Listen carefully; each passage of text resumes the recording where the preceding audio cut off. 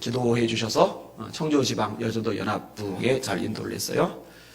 저녁, 새벽, 오전, 저녁 이렇게 인도를 했는데 요즘 오전 집회들이 교회마다 힘들어요. 연합 집회도 마찬가지인데 근데 하나님 은혜 주셔서 오전 예배, 그 큰 예배당이 꽉 차게 모여가지고 지방의 임원 목사님들하고 그 여전도 임원들이 놀랄 정도로 그리고 하나님 은혜를 정말 많이 부어주셨어요. 기도해 주신 분들께 감사를 드립니다.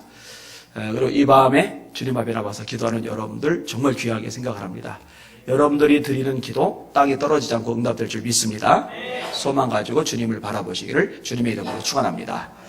믿음으로 따라합시다. 하나님, 오늘 밤도 큰 은혜, 큰 능력 주시옵소서. 아멘. 옆 사람 보시고 축복해 주세요. 성령의 불로 타오르십시오. 아멘.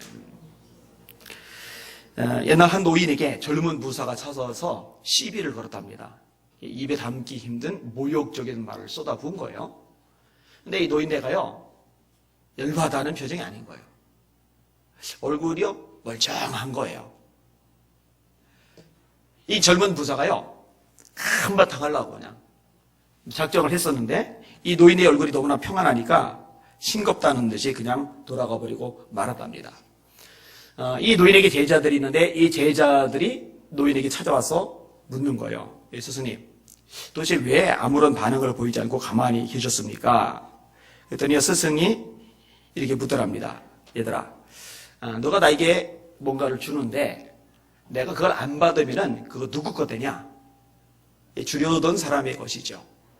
마찬가지의 원리다. 그리고 이렇게 말합니다. 분노와 미움도 마찬가지다. 우리가 그것을 받지 않으면 그것은 내 것이 아니라 분노와 미움을 준 그 사람의 것이다. 참 스케일이 크다라고 생각이 되어집니다.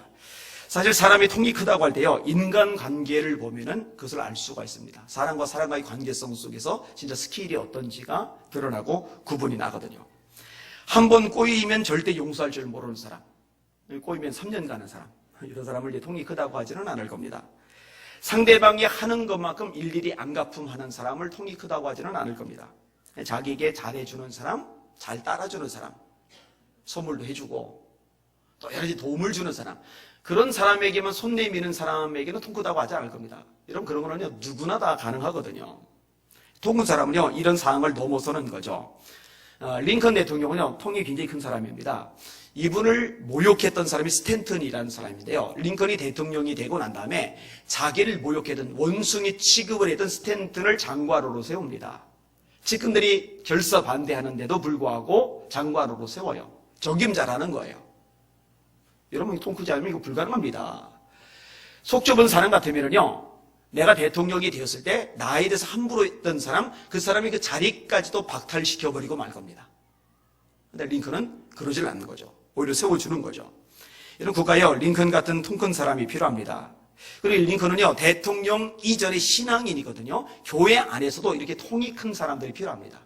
이런 사람들이 리더가 되어야 해요. 때로 힘들게 하고 고통을 주고 열받게 하고 해코지 않은 사람들로 속이 터질 수 있지만 그런 사람들까지 품어주는 사람, 이런 사람이 통이 큰 사람이죠. 예수님이 마태복음 5장에 이렇게 말씀하십니다. 너희가 너희를 사랑하는 자를 사랑하면은 무슨 상이 있으리요? 여러분을 사랑하고 좋아해주고 잘해주는 사람에게 똑같이 해주는 거는 누구나 한다니까요. 상 없어요, 이거는요. 그런데 사랑하지 않아요. 나를 미워요. 나에게 어려움을 줘요. 그런 사람을 사랑한다. 그럼 하나님이 보시고 상을 주신다는 말씀이에요. 너희가 너희 형제에게만 무난하면 남보다 더한 것이 무엇이냐? 이방인들도 이같이 아니하느냐? 나랑 가까운 사람, 형제. 이런 사람 볼 때 방긋 웃으면서 손 내밀고 인사하고 이거는 누구나 해요. 근데 가만히 보면요, 그렇게 자기하고 친밀한 관계에 있는 사람에게는 인사를 잘 하는데요, 내가 마음이 좀 불편하잖아요? 인사 안 합니다. 안 좋은 말로 쌩간다고 그러잖아요. 그죠? 그냥 시심 쭉 대고 그냥 지나가. 인사도 잘 안 받아요. 예수님이 말씀하시는 거예요. 그거 세리들도 그 정도는 한다. 그 당시에 가장 밑바닥 인생을 산다고 여겨지는 사람, 죄인의 대명사인 사람, 그들이 세리인데 세리들도 그런 건 한다. 너희들은 그 이상은 돼야 된다. 그 말씀을 주님이 하시는 거예요. 그러므로 하늘에 계신 너희 아버지의 온전하신 것 같이 너희도 온전하라. 여러분, 여기 있는 여러분들은 그런 한계를 넘어오셨을 수 있기를 주님의 이름으로 축원합니다. 오늘 설교 제목 따라합시다. 통 큰 사람이 지도자갑니다. 한 번 더요. 통 큰 사람이 지도자갑니다. 여러분들이 그런 사람들 되시기를 주님의 이름으로 축원합니다. 아멘. 그렇게 되시길 바랍니다. 자, 오늘 본문의 내용을 살펴볼게요. 오늘 보면 1절에 보면요, 사울과 다윗이 아주 극명하게 대비를 이루어요. 자, 1절을 같이 읽을게요. 끊어서 읽었는데 전체 다룰 겁니다. 1절 시작. 사울이 죽은 후에 다윗이 아말렉 사람을 쳐 죽이고 돌아와 다윗이 시글락에서 이틀을 머물더니. 자, 지금 이제 사무엘하 1장입니다. 우리가 사무엘상 31장까지 다 다뤘잖아요. 이제 오늘부터 사무엘하를 나누는 거예요. 금요일날 안 빠지면 사무엘하 전체를 제가 공부할 수 있게 되는 겁니다. 자, 바로 전장 사무엘상 31장으로 가보세요. 어떤 일이 벌어졌는지. 자, 1절과 2절을 볼게요. 사무엘상 31장 1절과 2절 시작. 블레셋 사람들이 이스라엘을 침해 이스라엘 사람들이 블레셋 사람들 앞에서 도망하여 길보아 산에서 엎드러져 죽으니라. 블레셋 사람들이 사울과 그의 아들을 추격하여 사울의 아들 요나단과 아비나답과 말기수아를 죽이니라. 아멘. 이 사울은요, 하나님의 선택을 받았던 인물입니다. 이 사울은요, 하나님의 사랑을 받았던 인물입니다. 이 사울은요, 성령으로 충만했던 인물입니다. 이 사울은요, 굉장히 겸손했던 인물입니다. 이 사울은요, 길랏 야벳 사람들이 암몬 사람들에서 고통을 당할 때 용기를 가지고 백성들 거리고 나와서 승리를 거뒀던 용기 있는 인물이었습니다. 이렇게 좋은 장점과 역량을 놀랍게 가졌던 인물이 사울이었는데요. 이 사울이 결국 하나님께 버림을 받았어요. 왜 버림을 받았느냐? 불순종 때문입니다. 여러분 잘 들으세요. 남보다 키도 크고 이런저런 면서 장점이 아무리 많아도요, 하나님의 말씀에 지속적으로 불순종을 하면 하나님께 버림받습니다. 선지자인 사무엘이 사울에게 명확히 말합니다. 왕께서 하나님의 말씀을 버렸기 때문에 하나님도 왕을 버려 더 이상 이스라엘의 왕이 되지 못하게 하셨습니다. 여기는 여러분들은 하나님의 말씀을 절대로 버리지 마시길 바랍니다. 하나님의 말씀을 꼭 붙잡으시길 바랍니다. 상황 때문에, 형편 때문에, 문제 때문에, 사람 때문에 하나님의 말씀을 버리게 되면요, 말씀을 버린 그 사람이 하나님의 버림을 받아요. 다시요. 왕이 하나님의 말씀을 버렸기 때문에 하나님이 왕을 버리셨습니다. 그게 사무엘이 전해준 거예요. 여러분, 근데 사울이요, 하나님의 말씀을 버린 이유가 있어요. 왜 버렸는지 아세요? 백성을 두려워해서입니다. 하나님이 아말렉을 진멸하라고 말씀하셨는데요, 백성들이요, 살려두기를 원하는 거예요. 그러면 돈이 되거든요. 재산 가치가 어마어마하거든요. 그래서 안 좋은 것들은 죽이고 상품 가치가 있고 돈값이 충분히 나갈 수 있는 좋은 것들, 그거 다 살려요. 백성들은 욕심 때문에 하나님의 말씀을 어겼고요, 사울 왕은 사람들에 대한 두려움 때문에 하나님의 말씀을 어겼어요. 사무엘이 지적하니까 솔직하게 사울이 말합니다. 제가 백성들을 두려워해서 그랬다고. 왜 백성들을 두려워했는지 아세요? 왕이 된 지 얼마 안 됐거든요. 지지 기반이 약하거든요. 백성들이 등을 돌리면 왕권 유지가 안 될 것 같거든요. 근데 착각을 한 게, 사울을 왕이 되게 하신 분이 하나님이시고 그 왕권을 유지하게 도와주고 역사하실 수 있는 분도 하나님이세요. 하나님이 안 도와주면은 백성들이 다 지지해도 떨어져 나가요. 사울이 어리석게 그걸 놓친 거예요. 여러분, 저와 여러분의 인생도 마찬가지입니다. 하나님이 도와주셔야 됩니다. 결국은 하나님이 역사하셔야 됩니다. 사람들 쫓아다니고 머리 굴리고 발버둥 치고 지혜 동원한다고 될 일이 아니에요. 성경은 그래서 말씀하는 거예요. 사람이 마음으로 길을 계획할지라도 그 걸음을 인도하시는 분은 여호와시니라. 파수꾼이 밤을 새워 경성할지라도 여호와께서 지키지 아니하시면 파수꾼의 경성함이 허사로다. 자, 집안에 지킬 게 많아요. 재산 같은 게 많아요. 파수꾼이 밤새워서 눈 크게 띄고 지키는 거예요. 근데 눈 크게 띄고 지키는데 다 도둑 맞았어요. 그러면 소용없는 거잖아요. 파수꾼이 밤을 새워 경성할지라도 하나님께서 지켜주지 않으시면 파수꾼의 경성함이 허사로다. 인간이 발버둥 쳐봐야 아무것도 아니라는 거죠. 사울이요, 결국은 버림받잖아요.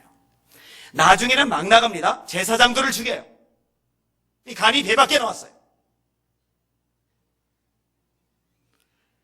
그리고 결국 이 블레셋과의 전쟁에서 죽어버린 거예요. 그 아들들, 세 아들들, 왕자들로 다 죽어버린 거예요. 일가족이. 얼마나 불쌍해졌어요. 그죠? 자, 이렇게 사울은 전쟁에서 죽었는데 다윗도 얼마 전에 전쟁을 치렀거든요. 대상은 아말렉이에요. 근데 이 아말렉과의 전쟁에서 다윗은요, 승리를 거둡니다. 왜 승리를 거뒀어요? 하나님이 이기게 해 주셨습니다. 여러분, 블레셋 때문에 이스라엘이 고생을 되게 많이 합니다.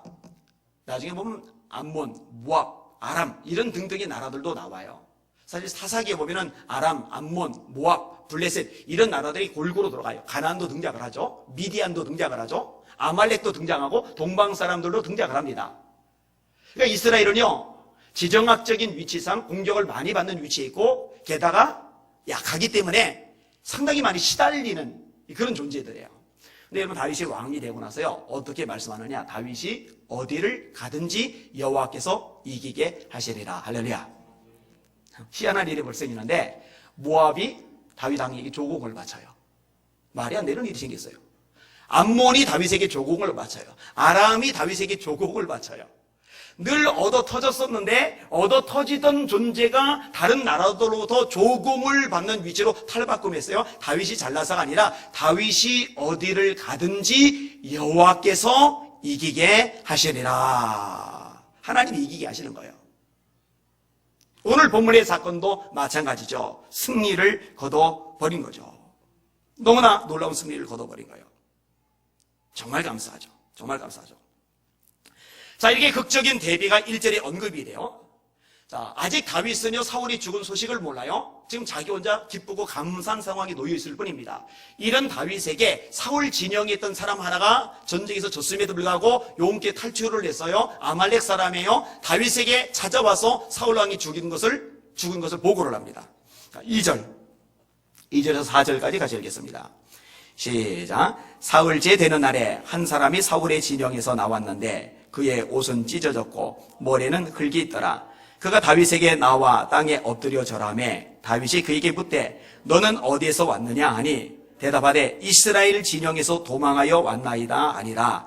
다윗이 그에게 이르되 이 일이 어떻게 되었느냐 너는 내게 말하라. 그가 대답하되 군사가 전쟁 중에 도망하기도 하였고 무리 가운데 엎드러져 죽은 자도 많았고 사울과 그의 아들 요나단도 죽었나이다 하는지라. 참 충격적인 소식이죠. 왕과 왕자들이 죽었으니까 왕조가 망한 거예요. 왕조가. 왕권 시대에는요, 왕의 집안이 망했을 경우에 나라의 그 존재 기반 자체가 휘청이게 돼요. 다윗이 물어요. 어떻게 네가 그 죽은 거 아느냐? 그게 이제 5절 읽겠습니다. 시작. 다윗이 자기에게 알리는 청년에게 묻되 사울과 그의 아들 요나단이 죽은 줄을 내가 어떻게 아느냐? 자, 대답을 해요. 이 대답의 내용을 주의 깊게 보셔야 돼요. 이 대답에 문제가 있어요. 자, 6절에서 10절까지 시작. 그에게 알리는 청년이 이르되 내가 우연히 길보아 산에 올라가 보니 사울이 자기 창에 기대고 병거와 기병은 그를 급히 따르는데 사울이 뒤로 돌아 나를 보고 부르시기로 내가 대답하되 내가 여기 있나이다 한즉 내게 이르되 너는 누구냐 하시기로 내가 그에게 대답하되 나는 아말렉 사람이니이다 한즉 또 내게 이르시되 내 목숨이 아직 내게 완전히 있으므로 내가 고통 중에 있나니 청하건대 너는 내 곁에 서서 나를 죽이라 하시기로 그가 엎드러진 후에는 살 수 없는 줄을 내가 알고 그의 곁에 서서 죽이고 그의 왕관에 있는 머리는 왕관과 팔이는 고리를 벗겨서 내 주께로 가져왔나이다 하니라. 자, 사울이 죽은 것은 확실해요. 왜냐면 이 사람이 진짜 사울의 왕관을 가져왔거든요. 이 전쟁터에서 죽어있는 사울의 머리에서 왕관을 벗겨온 거예요. 사울 손에 있는 고리를 가지고 왔거든요. 근데 이 사람이 사울을 자기가 찔러서 죽였다라고 다윗에게 이제 보고를 해요. 근데 이 보고가 거짓말입니다. 새빨간 거짓말입니다. 지금 사무엘하 1장이잖아요. 다시 앞부분으로 넘어갈게요. 사무엘상 31장 3절부터 6절까지 같이 읽겠습니다. 시작. 사울이 패전함에 활 쏘는 자가 따라잡으니 사울이 그 활 쏘는 자에게 중상을 입은지라. 그가 무기를 든 자에게 이르되 네 칼을 빼어 그것으로 나를 찌르라. 할례 받지 않은 자들이 와서 나를 찌르고 모욕할까 두려워하노라 하나 무기를 든 자가 심히 두려워하여 감히 행하지 아니하는지라. 이에 사울이 자기의 칼을 뽑아서 그 위에 엎드러지매 무기를 든 자가 사울이 죽음을 보고, 다시 사울이 죽음을 보고 자기도 자기 칼 위에 엎드러져 그와 함께 죽으니라. 사울과 그의 세 아들과 무기를 든 자와 그의 모든 사람이 다 그날에 함께 죽었더라. 자, 이 소식을 전하는 자는 자기가 마지막 순간 사울을 죽였다고 다윗에게 보고를 했는데, 실제는 뭐냐? 사울이 자기 칼 거꾸로 세우고 자살을 했어요. 그러면 이 소식을 전하는 자가 왜 거짓말을 했을 것 같아요? 여러분, 다윗과 사울의 관계는요, 그 당시에 유명합니다. 다윗은 사울 때문에요, 정말 고생을 많이 했잖아요. 정말 원수 같은 존재가 사울입니다. 그래서 자기가 사울을 죽였다고 그러면은, 그리고 그 증거로 왕관과 팔고리를 가지고 다윗 왕에게 보여주면 다윗이 상이라도 줄 줄 알았던 거예요. 그러니까 보상이라도 단단히 받을 줄 알았던 거예요. 근데 보상을 받아요? 아니요, 보상받지를 못해요. 죽어요. 자, 13절 다시 사무엘하 1장으로 돌아갑니다. 오늘 본문으로 13절에서 16절까지 같이 읽겠습니다. 시작. 다윗이 그 소식을 전한 청년에게 묻되 너는 어디 사람이냐? 대답하되 나는 아말렉 사람 곧 외국인의 아들이니이다. 다윗이 그에게 이르되 네가 어찌하여 손을 들어 여호와의 기름 부음을 받은 자 죽이기를 두려워하지 아니하느냐 하고, 다윗이 청년 중 한 사람을 불러 이르되 가까이 가서 그를 죽이라 하매 그가 치매 곧 죽으니라. 다윗이 그에게 이르기를 네 피가 네 머리로 돌아갈지어다. 네 입이 네게 대하여 증언하기를 내가 여호와의 기름 부음 받은 자를 죽였노라 함이니라 하였더라. 이 소식을 전하는 사람은요, 다윗이 어떤 인물인지를 전혀 파악을 못했던 겁니다. 다윗이 사울을 피해 도망을 다닐 때 얘기입니다. 아둘람 동굴 같은 데 숨어 있었잖아요. 또 다른 동굴 같은 데 종종 숨어 있었잖아요. 근데 다윗이 동굴 속에 있는 줄을 모르고 사울이 들어간 거예요. 안쪽은 어두우니까 안 보여요. 다윗이 안에 있는 줄을 몰라요.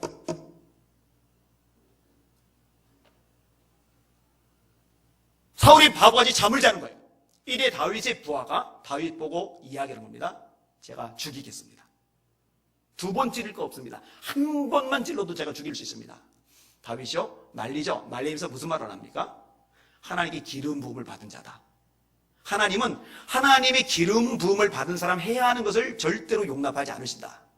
그리고 사울의 옷자락만 뱀니다. 몸 절대 안 거리고 옷자락만 베요. 그런데요, 겨우 옷자락을 베놓고 그 옷자락 벤 것 때문에 양심이 찔려해요. 그게 다윗이에요. 부하가 찔러 죽이나 볼 때 그냥 눈 딱 하고 죽여! 죽이면 다윗은 왕이 될 수 있어요. 왜냐하면 백성들이 이미 지지하고 있거든요. 그런데 하나님의 기름 부음 받은 종이라는 이유 때문에 못 죽이게 할 뿐 아니라 겨우 옷자락 잘라낸 것 때문에 양심의 가책을 느낄 만한 그런 인물이 다윗인데, 그 다윗 앞에 와서 기름 부음 받은 자를 죽였으니, 자기가 죽였다고 보고하고 있으니 이게 얼마나 바보 같은 짓입니까? 그러니까 다윗이 말하는 겁니다. 네 입으로 네가 기름 부음 받은 자 죽였다고 했다. 네 피가 네 머리로 돌아간 거 마땅하다. 죽을 수밖에 없었던 거죠. 이스라엘이 전쟁에 패배한 상황, 왕조가 무너진 상황, 참 비극적인 상황인데, 이 소식을 전하는 자의 죽음이 이 비극적인 분위기를 더 그럴듯하게 연출을 해주고 있어요. 자, 이 죽음의 소식을 들었을 때 다윗의 반응이 뭐냐? 자, 우선 이 다윗은 요나단이 죽은 것 때문에 굉장히 가슴 아파합니다. 26절을 읽을게요. 26절. 시작. 내 형 요나단이여, 내가 그대를 애통함은 그대는 내게 심히 아름다움이라. 그대가 나를 사랑함이 기이하여 여인의 사랑보다 더하여도다. 다윗이요, 너무너무 가슴 아파요. 너무너무 슬퍼요. 왜냐하면 요나단은요, 다윗에게 너무나 귀한 사랑, 큰 사랑을 주었거든요. 다윗이 골리앗을 때려잡고서 왔을 때 요나단이 다윗을 보면서 굉장히 마음에 들어합니다. 자기 군복을 벗어주고요, 자기의 칼과 활과 띠도 그렇게 합니다. 여러분, 요 당시에 이스라엘 백성들이 무기를 제대로 갖추질 못했어요. 블레셋 사람들이 다 뺏어갔거든요.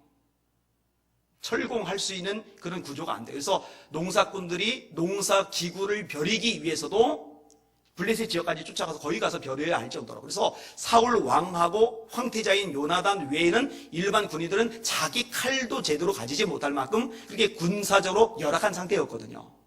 근데 요나단이 자기 칼을, 그 귀한 자기 칼을, 그 귀한 자기 활을, 그 귀한 자기 군복을 다윗에게 벗어주었어요. 이렇게 묘사를 합니다. 다윗이 사울에게 말하기를 마침에 요나단의 마음이 다윗의 마음과 하나가 되어, 둘의 마음이 하나가 되었대요. 요나단이 그를 자기 생명같이 사랑하니라. 황송하게도 황태자께서 일개 평민에 불과한 다윗을 사랑하는데 자기 생명같이 사랑했대요. 여러분, 이런 사랑을 받으면 얼마나 감사하고 기쁘겠어요. 이게 다가 아니에요. 나중에 다윗이요, 이 요나단, 황태자는 다음에 왕이 될 사람인데 이 황태자인 요나단이 왕이 되는 것을 위협하는 지경에 이릅니다. 여러분, 사람이 권력 가운데 노출이 되면은요, 이 권력을 지키기 위해서 무슨 짓이든지 합니다. 권력의 맛을 본 사람은요, 무서울 수밖에 없어요. 헤롯이 동방 박사들로부터 유대인의 왕으로 나시니가 어디 계시냐 이 소식을 들었잖아요. 그러더니 동방 박사를 보고 거짓말합니다. 너희들 가서 경비하고 어디 있는지 나한테 좀 알려줘. 그럼 나도 가서 경비할게. 근데 나도 가서 경비할게는 속임 쓰고 사실은 태어난 곳 안 다음에 가서 죽여버릴 생각이었거든요. 근데 동방 박사들이 꿈에 하나님의 지시를 받고 다른 길로 도망을 가요. 이 소식을 들은 사울이 진노를 합니다. 근데 누군지를 몰라요. 그 아이가 어떻게 했어요? 베들레헴에 있는 아이들 2살부터 아래까지 모든 아이들 다 죽여버렸어요. 자기의 왕권을 위협할 만한 싹수 있는 존재는 그냥 예의 없이 다 죽여버린 거예요. 여러분, 아달랴라는 사람이 나오는데 아합 왕의 딸입니다. 이 아달랴 왕비의 아들이 아시아 왕이에요. 이 아시아 왕이 죽었어요. 이게 아달랴 입장에서는 아들이 죽은 거잖아요. 아들이 죽었어요. 권력자인 아들이 죽었어요. 자기는 왕의 어머니로서 또 상당한 권력을 가지고 있어요. 그러니까 왕 다음으로 권력을 많이 가진 것은 아달랴입니다. 이 아달랴가 무슨 짓 했는지 아세요? 아들이 죽자마자 손주들을 죽이기 시작해요. 정통 왕위 후계자 대상자를 다 죽이기 시작해요. 다행히 요아스만 살아남습니다. 여러분, 이게 성경만이 아니고요, 일반 역사상에도 계속 나타나요.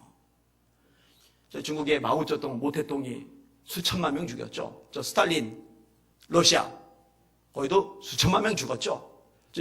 북한의 김일성도 마찬가지죠.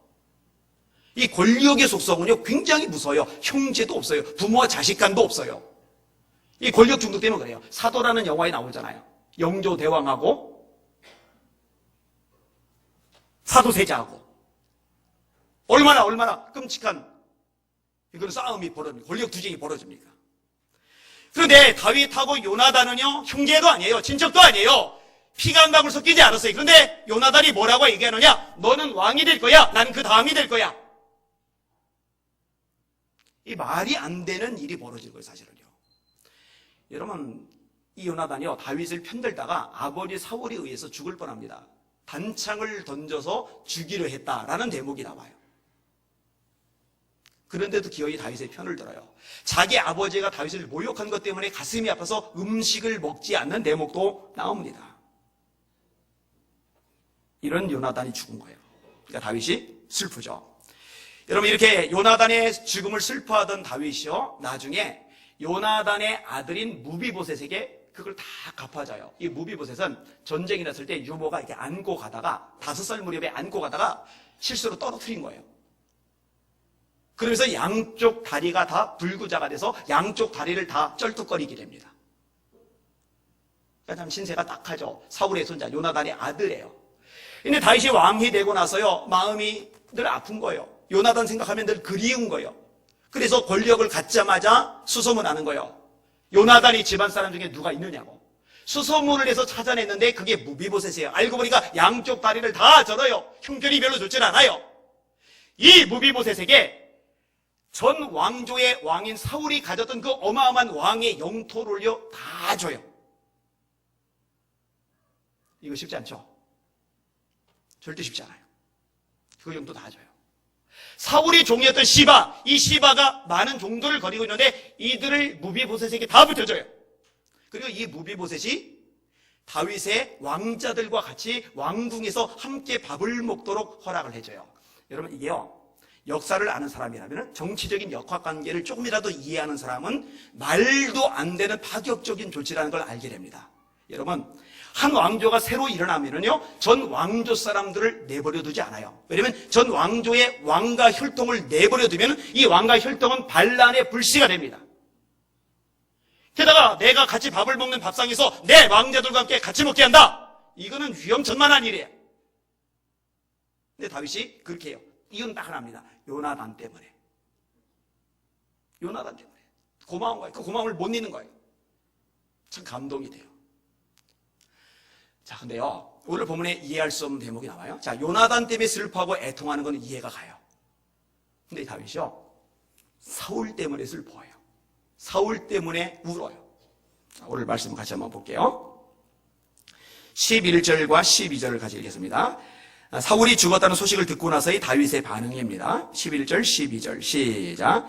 이에 다윗이 자기 옷을 잡아 찢음에 함께 있는 모든 사람도 그리하고 사울과 그의 아들 요나단과 여호와의 백성과 이스라엘 족속이 칼의 죽음으로 말미암아 저녁 때까지 슬퍼하며 울며 금식하니라. 자, 그 다음에 17절부터 25절까지 좀 길어요. 긴데 같이 한번 천천히 읽어볼게요.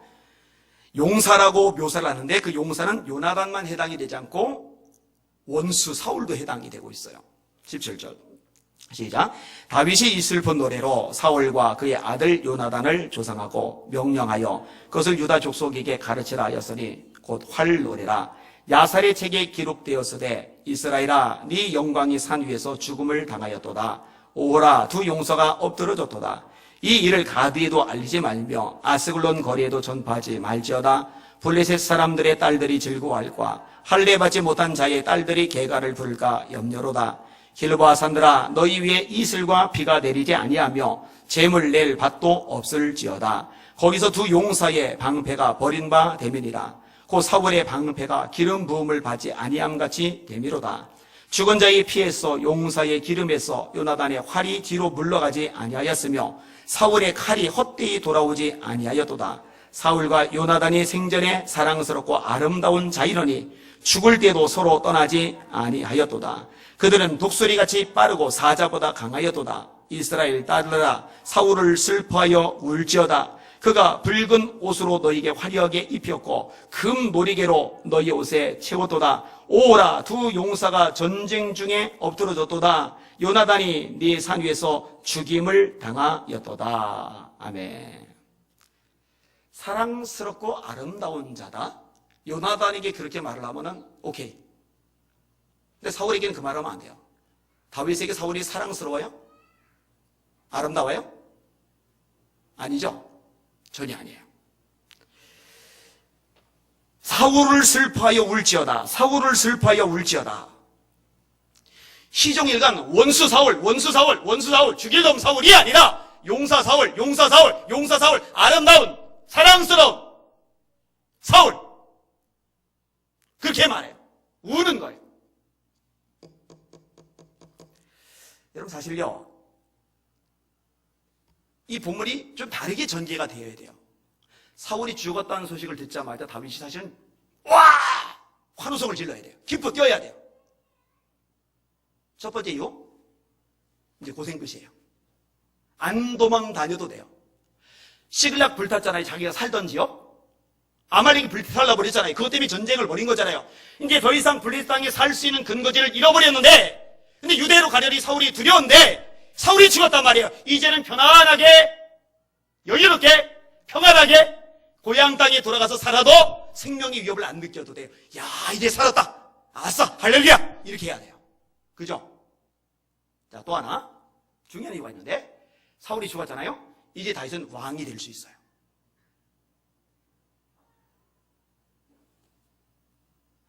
그러면 자식들이 좋은 대학에 들어갔다. 그 표정에서 기쁨을 못 숨길 겁니다.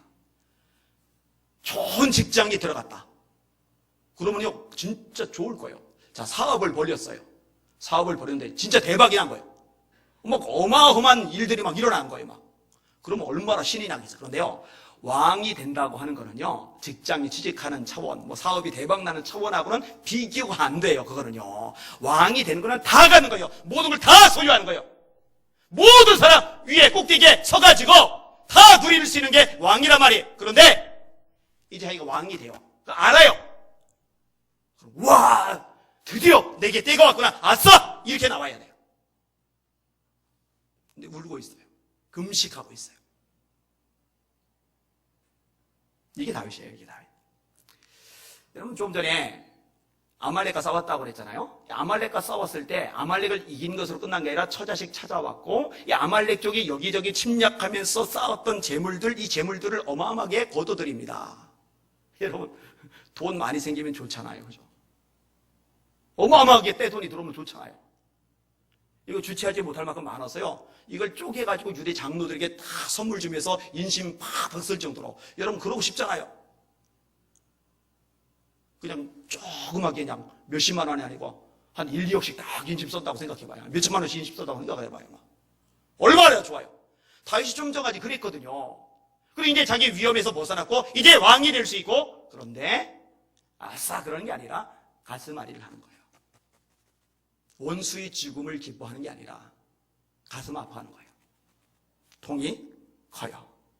하나님의 기름을 받은 종이 하나님의 종답게, 하나님의 사람답게 그렇게 살다가 그렇게 세상을 마감해야 되는데 저렇게 불쌍하게 비참하게 죽은 것에 대해서 슬픈 거예요. 내가 잘되고 내가 성공하고 내가 출세하고 내가 형통하고 내가 누리고 내가 높아지고만 중요한 게 아니라 좀 큰 시각 안에서 이 모든 것을 보고 반응하는 수준이 되는 거예요. 여러분, 보통은요, 나 잘 되면, 우리 가족 그냥 잘 되면은 그냥 감사해요. 나라가 좀 힘들어도, 남들 좀 고통 좀 겪어도, 내가 좋으면은 참 다행이다, 감사하다 이제 생각하는 거죠. 근데 이제 통이 커지면 커질수록 보다 넓게, 보다 크게 바라보고, 반응하고, 생각하고, 행동하고, 움직이게 되어 있는 거예요. 사랑하는 여러분들, 통 큰 사람들 되실 수 있기를 주님의 이름으로 축원합니다. 욥이 어마어마한 부자였잖아요. 근데 재산이 한 번에 날아갔죠. 어렵던 사람이 밑바닥 인생 사는 것하고요, 어마어마한 부자던 사람이 밑바닥으로 훌러 떨어진 것하고는요, 충격의 강도가 다릅니다. 저와 여러분들은 욥이 겪었던 충격을 겪을 방법이 없어요. 욥은 동화에서 제일 큰 부자였거든요. 이건희 회장쯤이 거지가 됐다. 그러면은 이제 충격을 아마 느낄 수 있을 겁니다. 저와 여러분들은 그런 걸 가져본 적이 없기 때문에. 혹시 가지고 계신 분이 있으면 저한테 살짝 찾아오세요. 제가 좀 할 일이 있어요.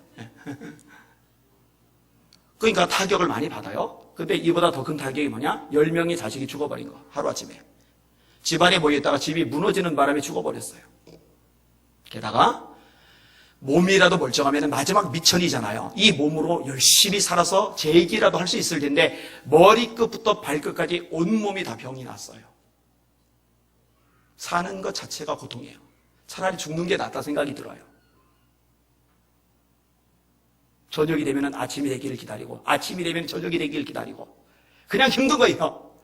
근데 요새 욥의 세 친구 엘리바스, 빌닷, 소발, 이 세 놈의 인간이 찾아오더니 일주일 동안 슬퍼해 준 것까지는 괜찮은데 그 다음부터 욥의 가슴을 후벼파기 시작하는데 이렇게까지 말합니다. 욥아, 네가 당하는 고통 네 죄에 비해서는 가벼워.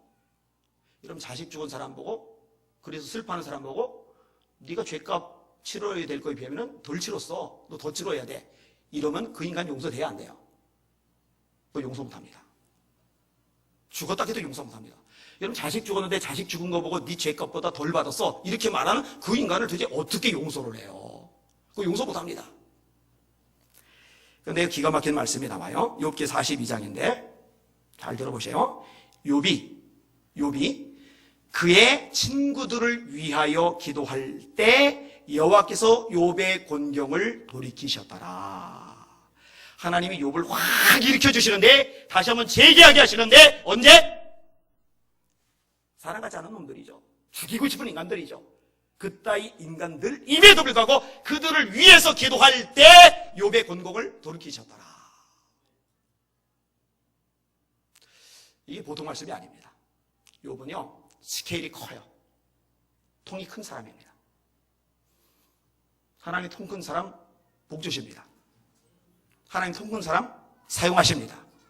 하나님 통 큰 사람 하나님 역사를 보여주십니다. 여러분 그렇게 되실 수 있기를 주님의 이름으로 축원합니다. 로마서 12장 20절에 재미난 말씀이 있어요. 따라합시다. 네 원수가 줄이거든 먹이고 목마르거든 마시게 하라. 친구들 음료수 뽑아주는 거는 쉬워요. 누구나 해요. 예수님 마태복음 5장에도 말씀하셨잖아요. 그런데 꼴보기 싫은 인간에게 일부러 음료수 하나 뽑아주고 이거 마셔. 이거는 아무나 못해요. 근데 예수님이 뭐라고 말씀하셨어요? 원수가 배고플 때 밥 사줘라. 원수가 목말랄 때 마시게 해줘라. 성경은요, 그리스도인이 통 큰 사람이 되어야 된다고 가르쳐주고 있어요. 참 감당하기 힘든 말씀이에요. 어려운 말씀이에요. 그래서 이런 사람을 가리켜서 이런 사람은 세상에 감당치 못하도다 라고 말씀하시는 거죠. 남아프리카 부족 중에 바벤바족이라고 있어요. 바벤바족. 바밤바가 아니고 바벤바입니다. 바밤바가 아니고 바벤바. 근데 이 바벤바족은요, 굉장히 많은 부족들, 또 굉장히 많은 나라들 중에서 범죄율이 가장 낮은 그런 부족으로 유명해서 학자들의 연구 대상이 되는 부족입니다. 근데 학자들이 연구를 해요. 도대체 이 부족은 왜 이렇게 범죄율이 낮을까? 근데 이 부족의 놀라운 특징을 캐내기 시작하는데, 한 부족원이 잘못을 저질렀어요. 그러면은 모든 부족원들이 하던 일을 멈추고 이 부족원을 중심으로, 잘못을 범한 부족원을 중심으로 뺑 둘러선답니다. 그리고 한 사람씩 말을 하기 시작을 합니다. 근데 그 말이 뭐냐? 정죄, 비판, 판단, 공격의 말이 아니라 그동안에 그 죄를 저지른 그 사람이 잘했던 과거의 일들을 끄집어내기 시작하는 거예요. 자, 예를 들어서 이런 표현이 나와요. 넌 원래 착한 사람이었어. 너 작년에 비가 많이 와서 우리 집 지붕 셀 때 우리 집 지붕 고쳐줬잖아. 고마워. 이런 식의 얘기를 한 사람씩 한 사람씩 한다는 거예요. 그런데 이런 얘기가 진행되면서 이 가운데 있는 사람이 운다는 겁니다. 운대요. 그러면은 사람들이 한 명씩 다가와서 안아주며 진심으로 위로하고 용서해 준대요. 이렇게 칭찬이 끝이 나고 나면 이 한 사람을 위해서 이 부족이 축제, 잔치를 벌이는 거예요. 이게 범죄율이 거의 없다시피, 제로이다시피 한 원인이란 거죠. 작은 부족인데 통 큰 부족이라고 생각이 돼요. 멋있어요. 판단이나 정죄나 미움이나 증오가 아닌 사랑과 용서로 상대방을 감싸 안을 줄 아는 멋있는 사람의 모습. 말씀을 정리합니다. 여러분, 여러분을 괴롭힌 사람, 여러분을 힘들게 한 사람, 여러분을 아프게 한 사람, 그들이 어려울 때, 그들이 힘들고 슬플 때 기뻐하지 맙시다. 같이 가슴 아파할 줄 아는 여러분들 되시기를 주님의 이름으로 축원합니다. 찾아갈 줄 알고, 위로할 줄 알고, 격려할 줄 알고, 그 영을 위해서 기도해 줄 아는 통큰 여러분들 되실 수 있기를 예수님의 이름으로 축원합니다. 나를 짓밟고 힘들게 한 사람을 위해서, 내게 고통을 주고 아픔을 준 사람을 위해서 다가가고 손 내밀고 기도해 줄 수 있다면, 뭐 다른 성도들에게 잘 대해주는 거는 이건 쉽죠. 아무것도 아니죠. 그리고 그런 교회 분위기, 그런 공동체가 된다면 이 교회는 다이나믹해질 수밖에 없는 거겠고요. 저는 우리 교회가 그런 교회가 되기를 원해요. 로마서 12장 15절 마지막 따라합시다. 즐거워하는 자들과 함께 즐거워하고 우는 자들과 함께 울라. 꼴 보기 싫은 사람도 좋은 일 생겼거들랑 기뻐해 주시고, 마음에 안 드는 사람도 힘들거들랑 슬퍼해 주시고, 이렇게 품어주고 다가가고 손 내밀고 세워가는 아름다운 여러분들 되시기를 주님의 이름으로 축원합니다. 이런 사람이 진짜 지도자감이죠. 마지막 설교제법 한 번 더 따라합시다. 통 큰 사람이 좋은 지도자감이다. 아멘. 찬양하라.